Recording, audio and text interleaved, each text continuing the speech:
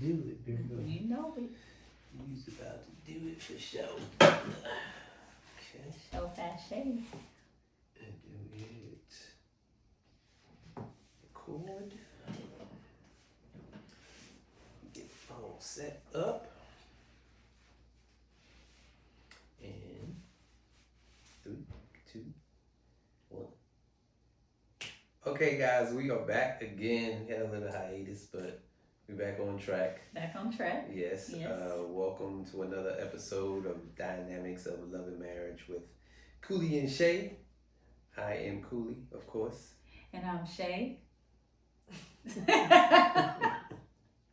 And so today we have another top 10, but today is going to be pertaining to marriage and the misconceptions of marriage and what people think it is and what they think it should be versus what we know it is from a couple that's been together for 2 decades, married 2 decades, 24 years, almost 25, right? Mm-hmm.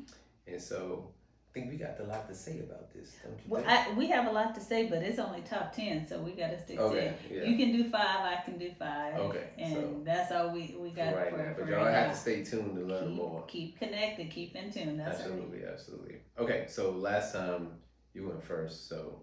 You go first, yeah. So, okay, so this is the top 10. Are we, top 10 common marriage myths? Misconceptions. Conceptions, of, okay. You know, what people think marriage is or should be. Yeah, should be. And, okay, we're going to go back and forth, or you're going to go, like, you do one and I do one? Okay. Do so, go back and forth, yeah. So, I will go first, and I will say, being married almost 25 years, I'm going to pick this one for number 1, that marriage gets boring. That's what people think. Yes. And I am here to say that it doesn't. Even if you are a boring person, I think the person that you should get with should be the opposite of you. So like you and I are not polar opposites, but you know I'm the crazy one. Yeah. You gotta have one crazy. Yeah. And I'm the laid back one. Yeah. And so it works, and we are. I mean, I'm not that crazy. I'm a good crazy. Yeah. Good crazy. High energy. There we go. A ray of sunshine. You know, all of those things that I'm having him agree with me on this. Yes. No, that you are. You know, that's one thing I can honestly say after all these years. You know, I love your energy. Definitely, the smile that greets me every morning is always encouraging. And you know, it's tell about my songs because I got some good songs for you. She has a melody for everything. Not that I can sing that well, but it's okay. No, but you know, you're easy on the eyes, so that always helps. You know. Thank you. I love the aesthetics that I'm always looking at. You know, gaze upon your eyes. So yeah, marriage does not get boring. We always have somewhere to go, something to talk about.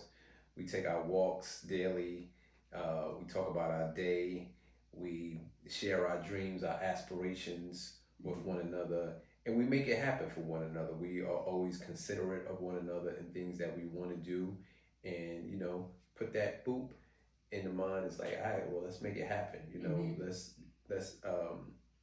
make an intentional step to make that happen for that other person. So it's what's the word? It's reciprocated. Yes. Back. And because of that, I think we continue to enjoy the journey that we're on. Yeah, I agree. I think that also the important thing to highlight is that it didn't happen like overnight. I mean, I think the cool thing is that we are saying now that, I mean, it wasn't boring at the beginning because you have the honeymoon phase and you have all kinds of things happening. But people tend to believe that over time marriage gets boring. You know, like how long you got the same person, you have the same conversation, you have the same sex, you got the same kisses, you know, all that. But they devalue and underestimate the power of really having something that you know, and that knows you, and that those types of things, like it's there's something powerful in that too, knowing the person, knowing who you're with, that type of thing. But even at the beginning, it wasn't boring, because you had plans, and then those plans are diverted because something else happens, life happens. Yeah. But we've learned, even with that what I love that you I agree with everything you said, but really that we have to be intentional. We have to figure out, okay, now in this chapter of life, how do we make sure that we're investing in something that we want? Neither of us just like the mundane, no excitement, no vigor, no life, no vibrancy. Mm-hmm. We don't like that. No. And so neither one of us. So we have to always say, okay, what we doing? We've been doing this. Let's do something different. Let's mix it up. And so being intentional about that is important, especially with everything that comes with life. If you have children, we have children, and so we had to figure out, when things started to take too much of our attention with the kids. We were like, okay, but then one of us had to come back and say, all right, we got to make some time for us, so we don't forget about us. Absolutely. Yeah. Mm-hmm. Absolutely. Yeah. And so, that's the number 5 for me. Number one. Number one. Okay. Yeah. So number 1. Okay. So number 2, and then we'll, at some point, I guess we'll have to figure out how to make sure we outline this, so that you guys can go back, and look at it in our notes. But right now, just take your own notes, right? Yeah. All right. So my first one is that I think people have a misconception about marriage when it comes to believing that their desires, emotions, and expectations are easy to communicate to your spouse. Mm. And so I say that because, we were friends for, a couple of years before we even decided to be serious. A couple. Yeah, mm-hmm. A couple. So we had talked about all types of things unapologetically, without, our so-called representative, because we weren't planning to be in a relationship with each other. Yeah. And so we talked about a lot, but yet and still, when we decided to become a couple, and then we decided to do premarital counseling, we had questions that were asked of us that we had to actually take away and do the assignment together. Like, you have to ask Cooley this, you have to ask Shay this. Some questions were uncomfortable, but it's like, you have to talk to your spouse anyway. Why is this uncomfortable? And that we're exposed. Yeah. And we were like, hey, according to the assignment, you got to answer this question, but you want to know as well. Like, some of the questions we had to ask, of course, what is your love language? How do you like to, what makes you feel loved? That type of thing. And then we asked, what are your sexual preferences? Do you have any fantasies? Do you have any, deal breakers sexually or intimacy? I mean, that does sound weird, because yeah, I forgot to tell you about this fetish, whatever it may be. You're like, oh, we ain't get married. Hell no, this is it. I know you lying. I know you lying. I ain't coming like that. But you do have to, and really deciding to be transparent with it. How do you actually ask and really not have it be super awkward, or share this is what I want you to do, and your person look at you like, what the hell? Because it's one thing when we're sitting here talking about it. It's another thing where we're actually in the act. Because when you're in the act, you're a different type of person. This is true. So you don't want to be surprised when you're in the act. You're like, what? I know you just ain't. So, but it's just different things. You may have different desires and different expectations that you didn't really communicate. And some people, I think, feel like, okay, I'll wait until we get married before we discuss those things, right? Yeah. Well, I think that's the wrong thing too. I think that you go into things half-cocked when you do that, because you don't really give the other person an opportunity to be educated or fully in the know around what you think. And I think that puts you at a disadvantage. So you have to find a way to share and express what you think, especially if it's a problem or a concern before you get married. And you're like, well, when we get married, none of this is going to happen. When we get married, we're going to talk about everything. When we get married, I'm gonna know where he or she is, or whatever the case may be. Well, in that dating period, if you don't know that, and if it's hard to talk about then, it's gonna be hard to talk about when you get married. You know what I mean? Yeah, it's gonna be even So harder if you because can't the talk about expectation is even higher now. finances, kids, religion, money, family. If you don't like the person's family today, and you like, well, your mom's in my business, she's in my business. or your dad always oversteps and tries to compare me. Like, if you can't articulate to your person before you get married that this is something that you want to put some boundaries around, then you'll have a problem in the marriage, because it just gets a little more bigger and wider and deeper when you get into the marriage piece. Yeah, I think. For sure. So that brings me to number 3 of what you were saying. I just want to add on to that. And my number 3 is saying I do fixes everything. Yeah. Which people think, oh yeah, once we get married. I think they get enamored with the wedding and with the idea of marriage, but then when they're actually in the marriage, they don't know, like, this wasn't supposed to be like this. This should have been. It doesn't just switch automatically. Like, right. It requires work. Like, 24 years we've been putting in this work. We have the stripes to show, like, oh, okay, these guys are veterans in the game, because you can see the way they communicate with each other now, that they are in a good space. They're in a good place because they talk about these things, and that's why we're here talking about this. Right. Because people just assume that once you say I do, and everything is automatically gonna be fixed, like you said. Whether it's the in-laws or your friends that get in your business, or just the maturity level of a person, you think, okay, that's my spouse, so they're gonna do what I say, right? Or I'm gonna hang out like I'm single, and not think that and the thing is like you feel as though, particularly with guys, because I hear this a lot, that, like, oh, she always on my back about something, but like, bro, you said I do. Like, this is not a joke. You're not a child anymore. Like, grow up, man up, be responsible. This ain't hanging out at the club. Like, maybe once in a while your friends come into town or whatever it may be. That's cool, but you doing this every weekend because now she got on your nerve or something like that. Communicate. You can't run from the issues. And I think a lot of times with guys, the reason why they want to hang out with their boys, because their boys won't put their feet to the fire like your spouse would, like your wife would. And it's uncomfortable, and you don't want to feel uncomfortable. You want to be like, I'm gonna just go with my boys, and they won't say nothing.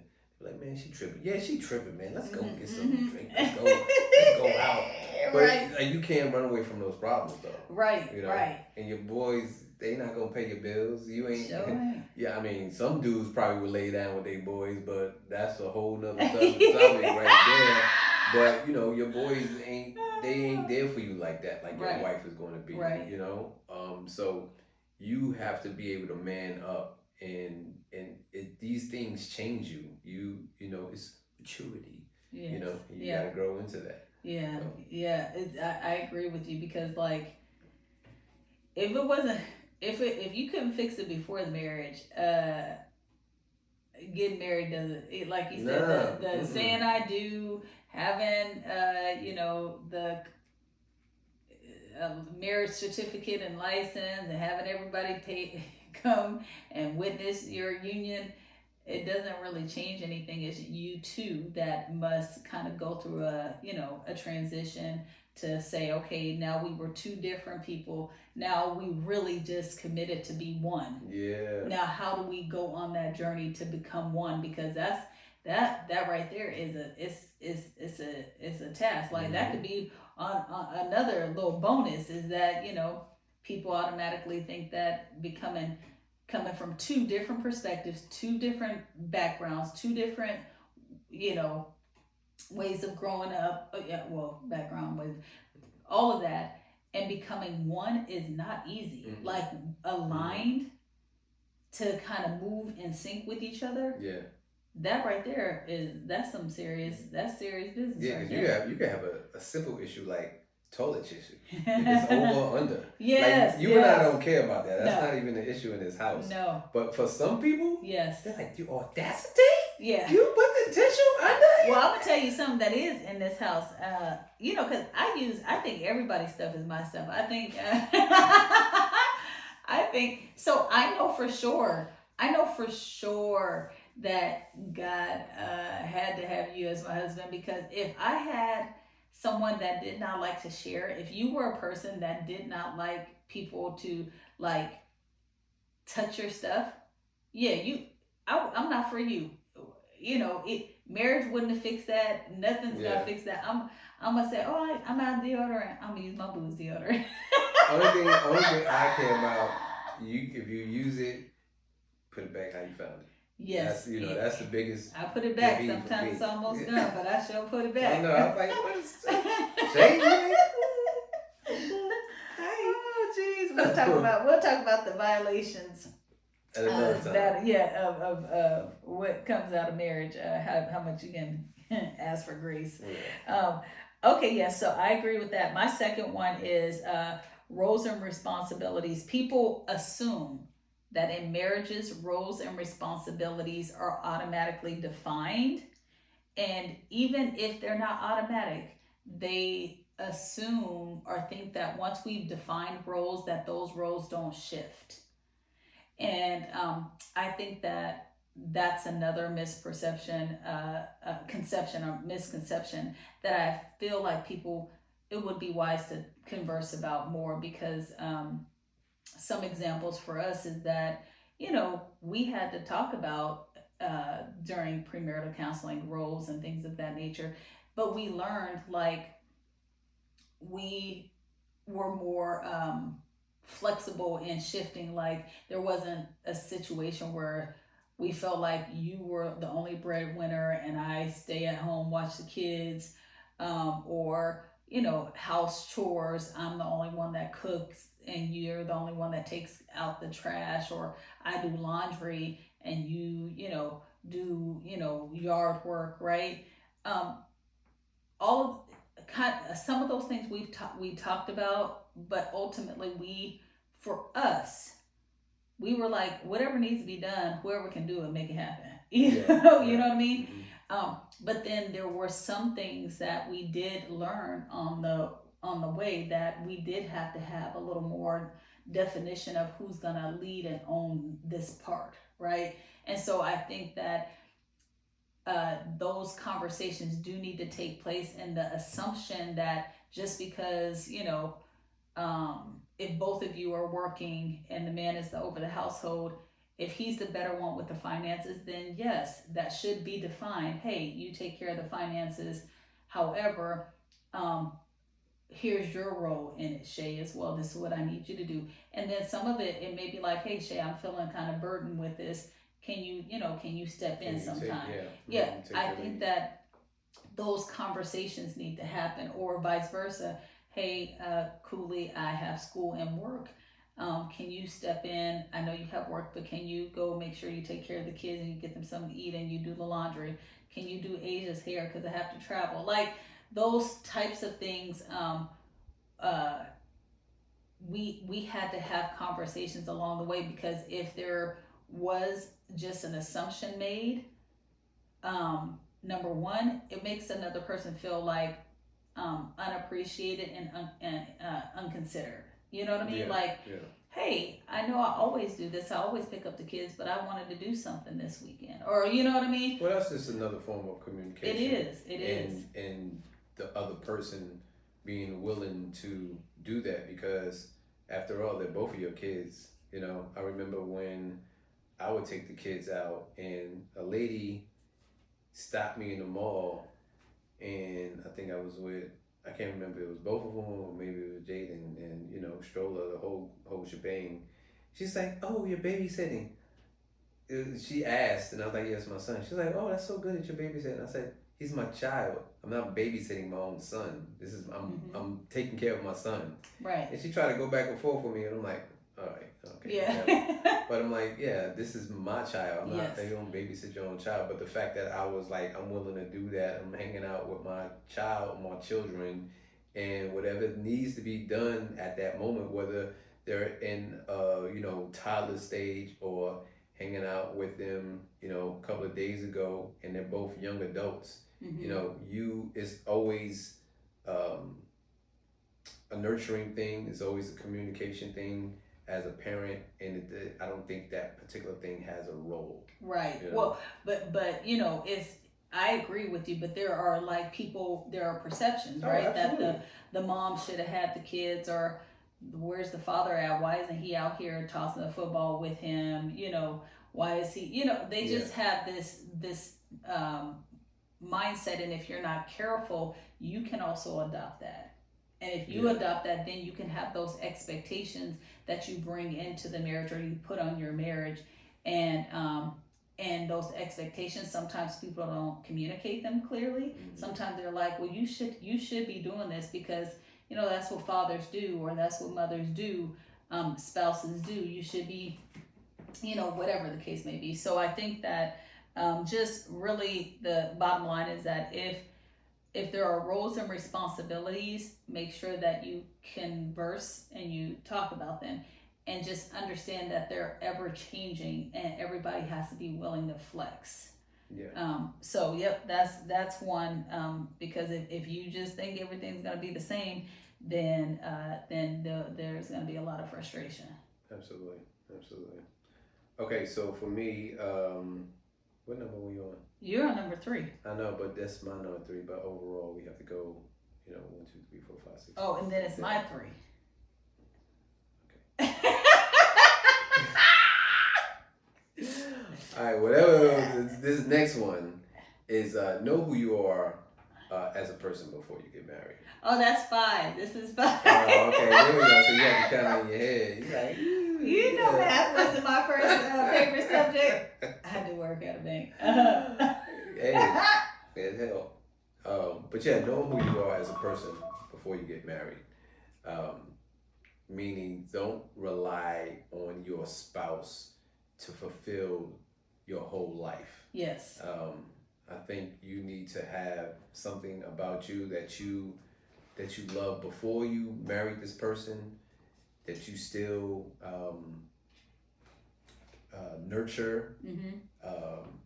I think those things are important.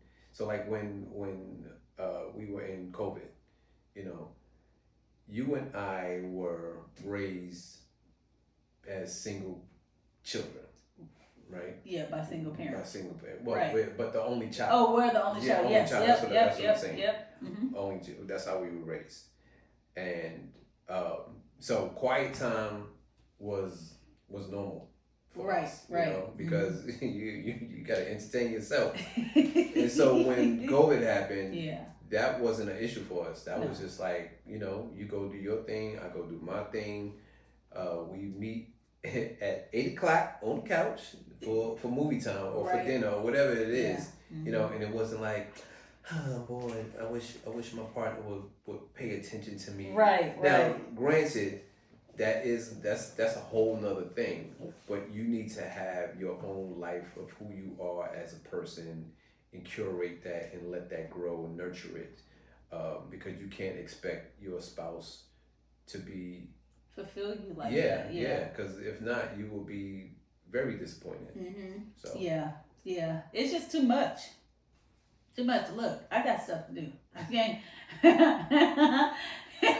I got stuff to do. I got to take care of you and these kids and me, and like, what in the world? Right? Find something to do with yourself. That's right. Get a hobby. Yeah, and if you need me to help you get a hobby, just talk. We can consult on that. But then I'm need for you to go ahead and scurry along, and do your thing. And then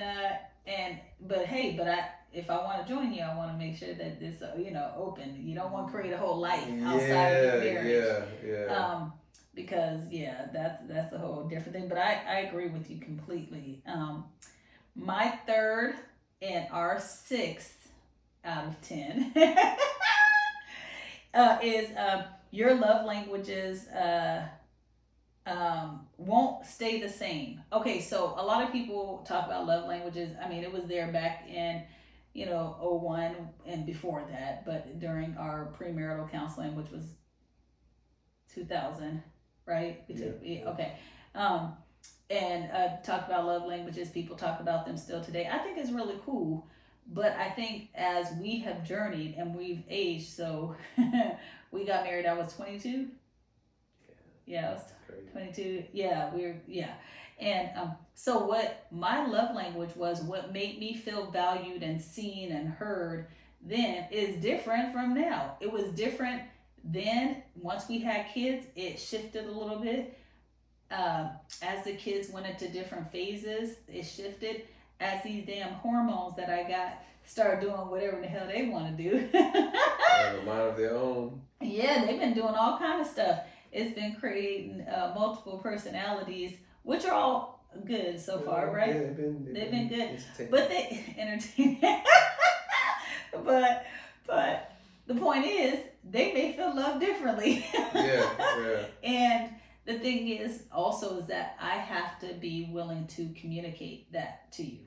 And you have to be willing to communicate that to me as well when things shift in you, right? So like I love what you were talking about, creating your own, like knowing who you are, nurturing your own passion, nurturing your interests, all of those things, because you're still you in the marriage, but whatever you're doing as individuals need to also nourish the whole of the marriage. You see what I'm saying? So, so when it comes down to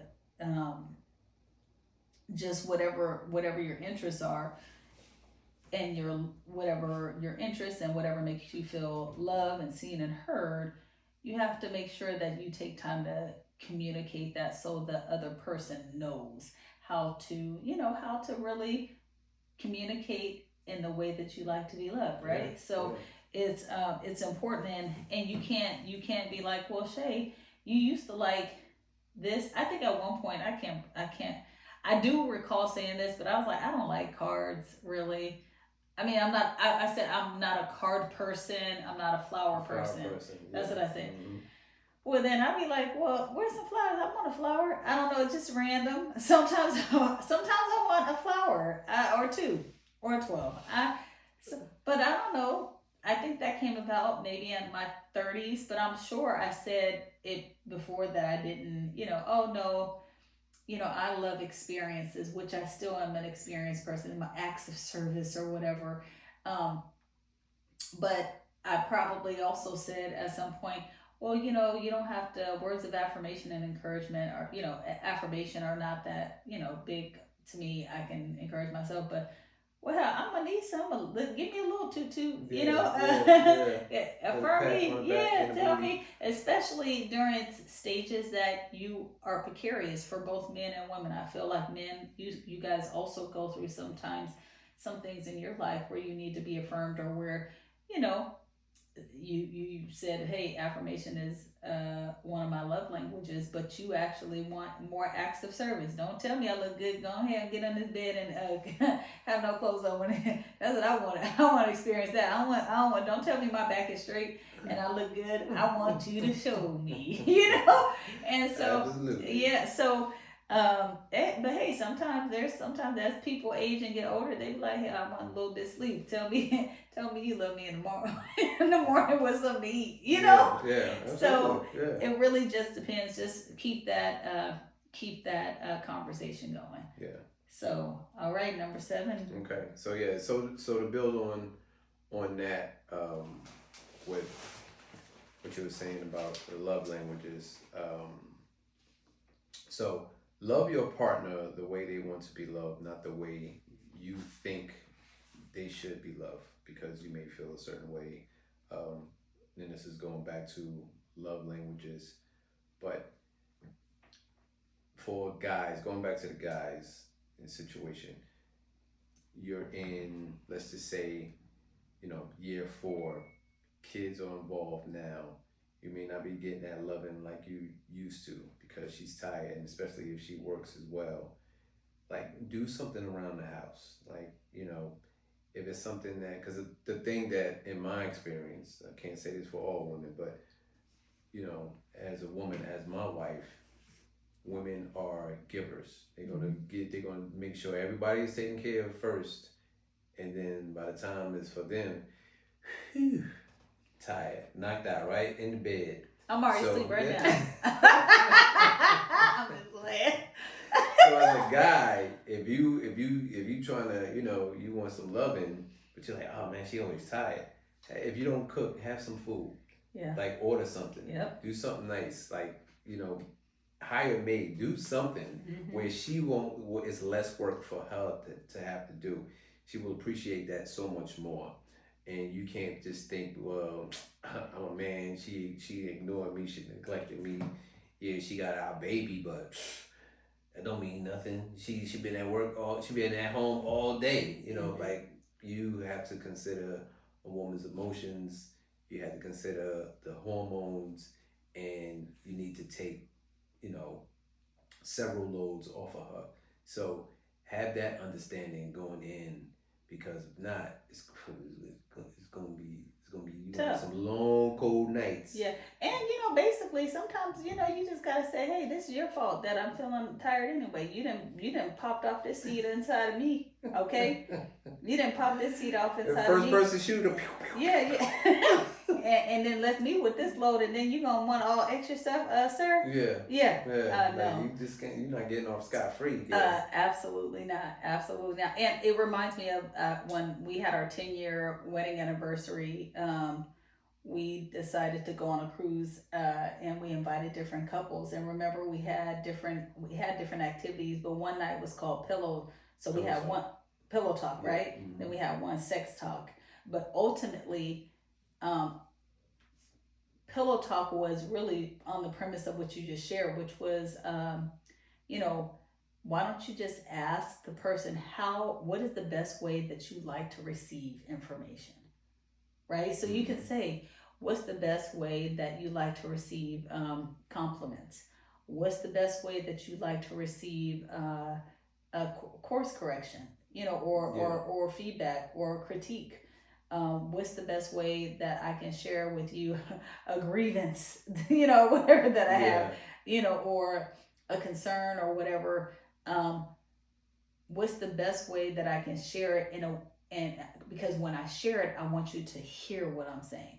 I don't want to talk at you. I want you to hear it, Absolutely. Yeah. And so it's best to really find out that way. And I think love, like you said, is the same way. If the goal is for the person to feel and experience your love, then it's not about how you want to give it. It's about how does it penetrate? How does it really resonate with the person? Yeah. Mm-hmm. I agree.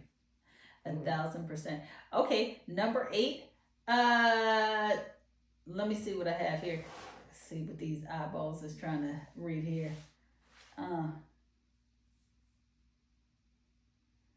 Okay, so sometimes I think people feel like just because you are in a marriage or you decide to marry somebody, that they will be a good partner. I think, if my memory serves me well, you said that marriage is a partnership, and if you didn't say that today, you normally say it. Yeah. And it's a business. Yeah, it's a business, right? And so people just assume that when we get married, it's going to be automatic partnership. Some people are just not good partners, and they don't know how to be. Just because you got married doesn't mean that a person knows how to partner well. Yeah. With people. And they have to be willing to learn. Exactly. So if they're not willing to learn, then you need to find that out beforehand, because you got a bad business deal right there. Come on with it. And because the thing is that just like business deals, partnerships, you just stay in that sole proprietary business you got. So because the thing is that if the person is not a good business partner, meaning the business of your household, the Yes. business of your legacy, the Yes. business of raising these kids. If they are not a good business partner, meaning they don't know how to really, work with you or other people, they can't flex. They're not willing to grow and expand horizontally or vertically. Then, like you said, you got a bad deal, and I don't care if you married or not. You're gonna have There's gonna be some problems, Yeah. and it's gonna Some cost you. It's issues gonna for cost sure. you Yeah, a lot. absolutely. And so, just like going back to partnership 101, that's important. And marriage, just because you decide to get married, doesn't mean that you automatically know how to be a good partner. Yeah. Yeah. Absolutely. Okay. I'm with it on that All one. right, 9. Okay. And let's see. Good marriages don't need work. Oh yeah, people always think that. Yeah. Yeah. I think not that I hear it a lot from people pertaining to us, but people just look at us. They see the outside and they're like, "Oh, you guys look so nice together." And not that the inside, being here It's different. is Yeah, hard. yeah, Like, 'cause right, it's not. right. We get along well, but understand it that it wasn't just you have. It's like with talent, like with sports, right? Some people are just naturally talented, and they want to lean on that and not practice. Versus the one that's like, I have to get better. I have to get better, and they become a better individual. Right. Like, I think we were good from the door, but through the years we still worked on getting better. We didn't lax on that. It's like, Right. this is good. I'm cool here. We continue to grow. We continue to nourish each other, water each other, support each other, and always communicate throughout Right. all of these years. So that helped us to where we are at now. So people still see us and like, man, you guys Right. I'm still rocking 20, 25 years. Right. I tell people, hey, I'm about to be married 25 years. And like, what? Yeah. Especially, I think, in this day and time, because we have social media and you have distractions all over. But it's like, I'm not interested in those distractions. I'm interested in the person that I'm committed to, that I Right. said I was committed to. So those distractions mean nothing to me. Right. And I think that the other thing is that we have, again, the way we feel and the things that we're communicating with you guys or to you guys they're not things that we automatically knew year one, right? Everything was like a lesson. At some point in time, to be honest, we had somewhat of a performance review as well. Well, what we didn't call it a performance review, but we just had like a calibration. That's what it was. Yeah, and it was. It was like, hey, how you think I did this year? Yeah. Do you... Do I get a bonus? Do I get a bonus? What's that looking like? Do I get a merit increase? That type of thing. No, but it was like, what do I need to do? And what I remember the first several years, it was like we came with 5 things, and the 5 things were like, what are the things that I feel like I did well, and what are the things I feel like I should improve on, and then the same thing for our spouse.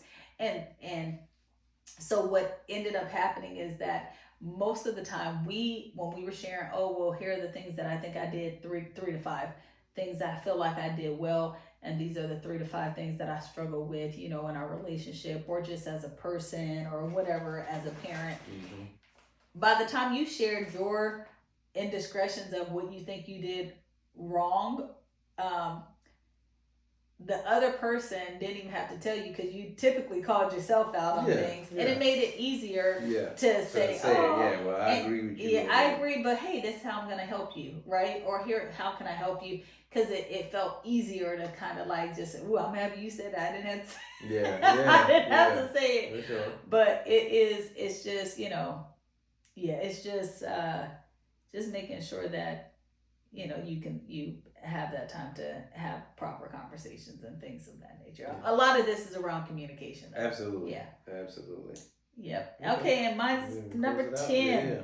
Number 10 for us. Again, we can't speak for anybody else, but I believe for us, from the start. So this is one thing from the start. that still remains true today. All of the things that we've talked about from 1 through 9 up until this point, some of the things we've learned, like I said, along the way, trial and error. Like even when you said people are looking at us, I remember at some point, I'll say 10, people were like, um, I, I think it was like around year 7 or whatever, it was under 10. It's like, oh, well, what do you do when you guys get into arguments? And I said, oh, well, Cooley and I don't argue. And people were like, what do you mean? It was my colleagues. What do you mean you don't argue? I said, well, Cooley and I don't argue. And it was funny how um uh it wasn't defensive they were getting, but how like they were like challenging me, like that don't even make sense. Like everybody argued, so y'all so good you don't argue. So it became like a challenge, and I'm about that life sometimes. I'm like, okay, well, first of all, right? We I'm not saying that we're better than anyone. I'm just saying we have disagreements, but our disagreements don't have to actually elevate into an argument. And so, and I said, I remember saying that you have to understand that everybody grew up differently. I grew up in a place where my mom and some in her relationships they argued a lot, and it was a lot of fighting, yelling, throwing stuff, physical, whatever. It was a lot, and sometimes it was just verbal and yelling. That's something that I don't like. I don't like it. So I have not been a person in my life that like to go back and forth with anybody. Not only not my husband, not anybody. Even in high school, if you knew me in high school, you knew, or middle school, I was probably like, yeah, if you wanted to get like, hey, well, let's go back and forth about something, I'm like, you know what, I'm cool. I don't really care. Yeah, I don't have time. Like I'm not invested. Yeah.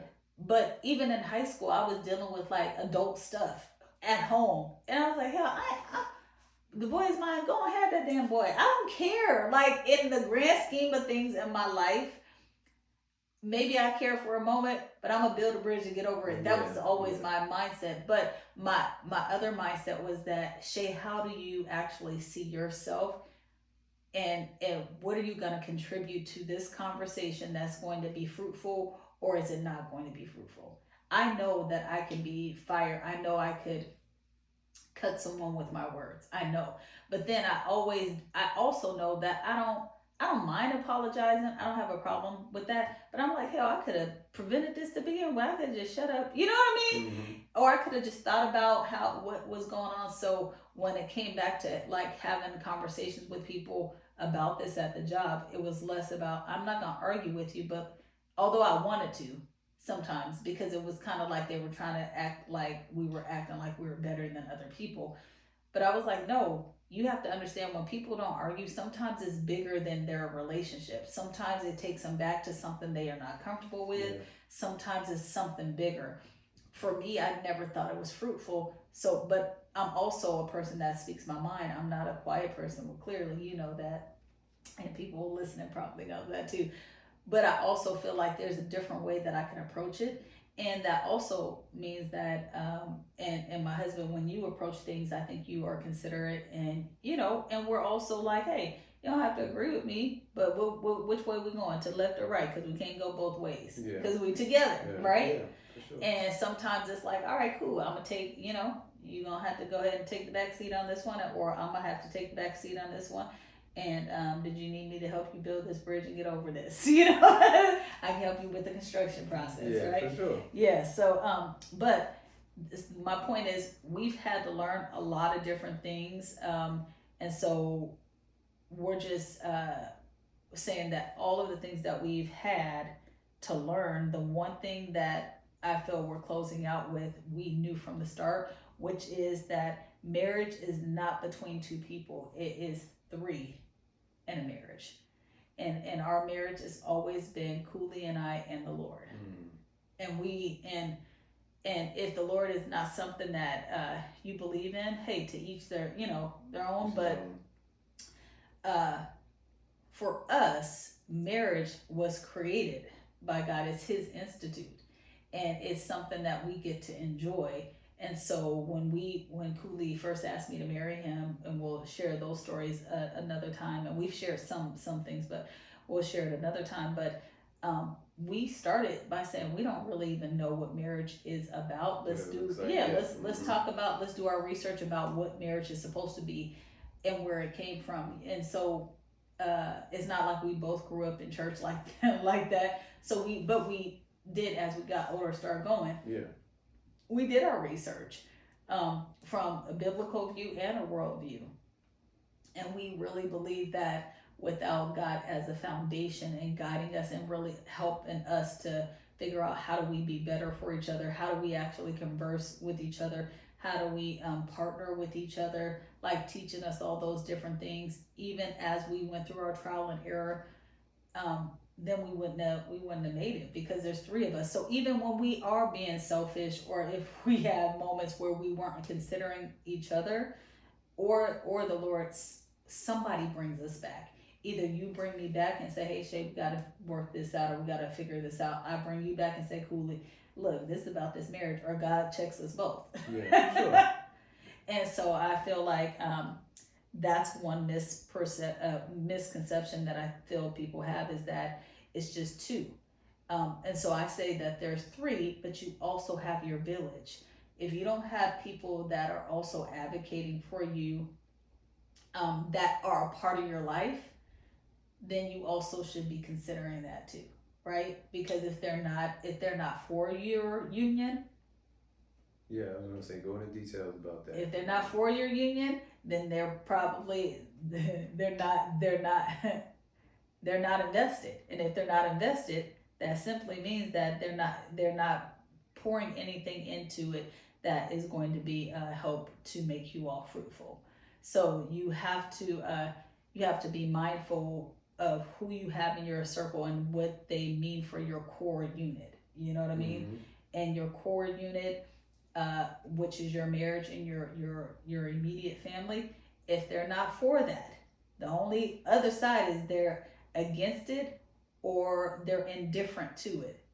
And so if they're against it or indifferent, that doesn't mean that well, it simply means they're not going to invest. They're not invested. And the thing is, if they're against it or indifferent, and you go to them with every single problem that you have, yes, then the marriage is in trouble, because you could be on an emotional roller coaster and say, well, he did that, she said this, and then turn around, oh, you all lovey-dovey again, but your family members won't forget what they did. Exactly. And then they're always going to be looking at them with side eye. Right. And while you going off and being all gleeful, and then they're like, right, sneak in the grass. I knew they shouldn't have got married. And now you're going to have people working against your marriage, which exactly is not good. Because what you got to remember is, I have some of my best sister friends, and I'm sure, the same was true for them, especially when I was younger, because I've been in this for almost 25 years.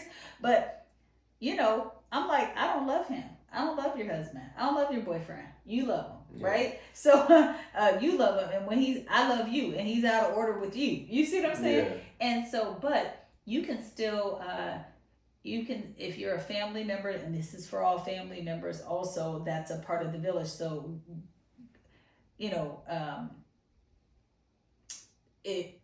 whenever a family member comes to you and they're sharing perspective, if you don't feel like you can give a balanced point of view, and one that is both compassionate and empathetic, but also course corrective, then you should really assess whether or not you should say anything. Yeah. Because really, everybody comes to you with their point of view, and then again, to your point, babe, when their point of view shifts, and you still on the same channel as the other frequency in the other channel, where you guys supposed to be popping off, and now they're back in love, that can damage not only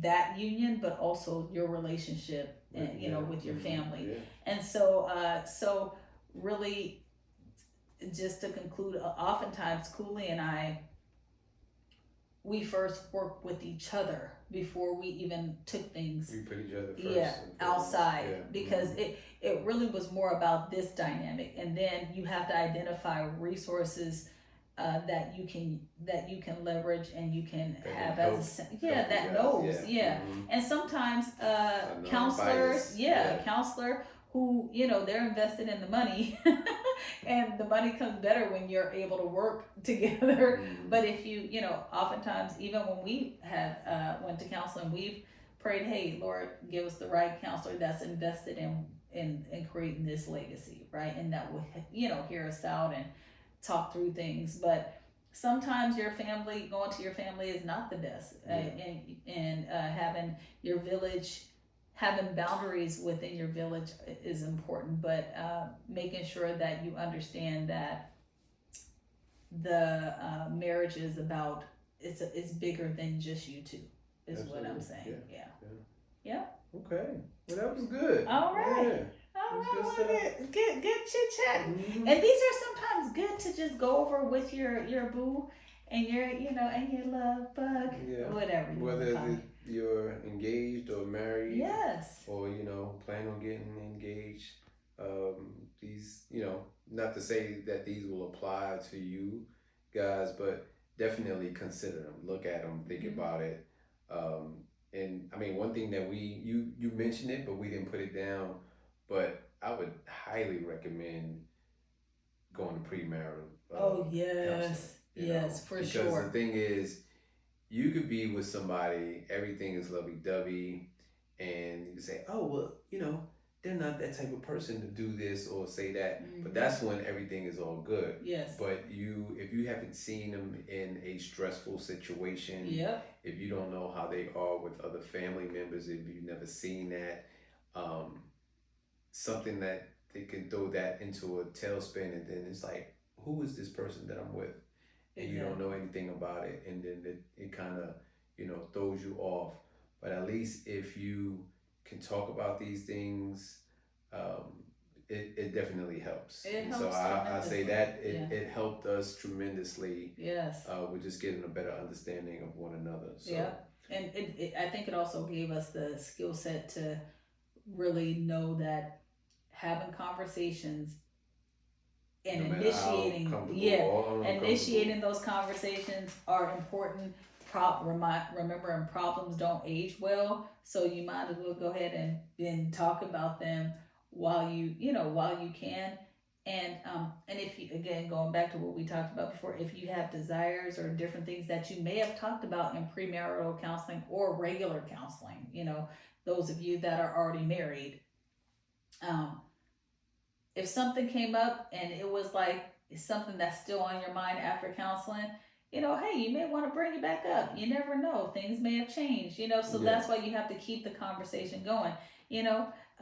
Just a side note, when you talk about things in premarital counseling, which we learn, you may say, hey, you know what? Here's a fantasy I have. And your spouse may say, oh, hell no, I ain't with that fantasy. But then 17 years in, they're like, oh, let's try this. Let's revisit that. And the husband's like, I thought you said you would never. You're like, I'm a changed woman now, But, these are all things like, be willing to bring things up, especially guys, because sometimes guys, I think you guys hear something and it's in your head, and then sometimes you are like, hey, that's black and white, more black and white. I think women have a tendency to ask like in different ways. We'll keep asking in different ways. Some of us, sometimes we don't, but the point is everybody, men and women, make sure you just keep that conversation going and be persistent if it's something that you think is going to be powerful or helpful in your relationship. Yeah. All right, guys. Well, thank you for joining us again. We appreciate it. Yes. And so until next time, stay tuned for more videos from us, and we will see you guys later. All right.